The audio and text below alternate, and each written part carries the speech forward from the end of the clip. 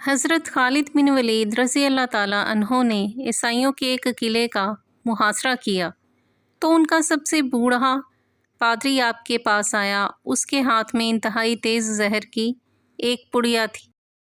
اس نے حضرت خالد بن ولید سے عرض کیا کہ آپ ہمارے قلعے کا محاصرہ اٹھا لیں، اگر تم نے دوسرے قلعے فتح کر لیے تو اس قلعے کا قبضہ ہم بغیر لڑائی کے تم کو دے دیں گے۔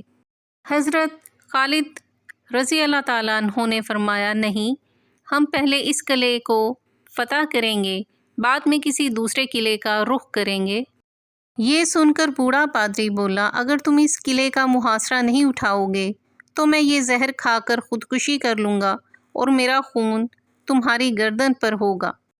حضرت خالد بن ولید رضی اللہ تعالیٰ عنہ فرمانے لگے، یہ ناممکن ہے کہ تیری موت نہ آئی ہو اور تو مر جائے۔ بوڑھا پادری بولا، اگر تمہارا یہ یقین ہے تو لو، پھر یہ زہر تم کھا لو۔ حضرت خالد بن ولید رضی اللہ تعالیٰ عنہ نے وہ زہر کی پڑیا پکڑی اور دعا پڑھ کر وہ زہر پھانک لیا اور اوپر سے پانی پی لیا۔ بوڑھے پادری کو مکمل یقین تھا کہ یہ چند لمحوں میں موت کی وادی میں پہنچ جائیں گے، مگر وہ یہ دیکھ کر حیران رہ گیا کہ چند منٹ آپ کے بدن پر پسینہ آیا، اس کے علاوہ کچھ بھی نہ ہوا۔ حضرت خالد بن ولید رضی اللہ تعالیٰ عنہ نے پادری سے مخاطب ہو کر فرمایا، دیکھا، اگر موت نہ آئی ہو تو زہر کچھ نہیں بگاڑتا۔ پادری کوئی جواب دیے بغیر اٹھ کر بھاگ گیا اور قلعے میں جا کر کہنے لگا، اے لوگو، میں ایسی قوم سے مل کر آیا ہوں کہ خدا تعالیٰ کی قسم اسے مرنا تو آتا ہی نہیں، وہ صرف مارنا ہی جانتے ہیں۔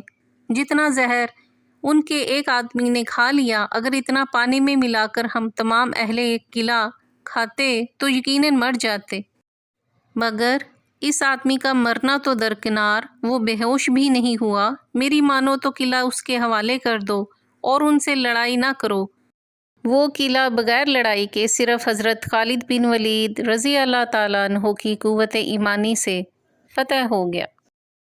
اگر آپ کو ہماری کاوش پسند آئی ہو تو ویڈیو کو لائک کریں، شیئر کریں اور ہمارے YouTube channel book shelf official کو سبسکرائب کریں۔ شکریہ۔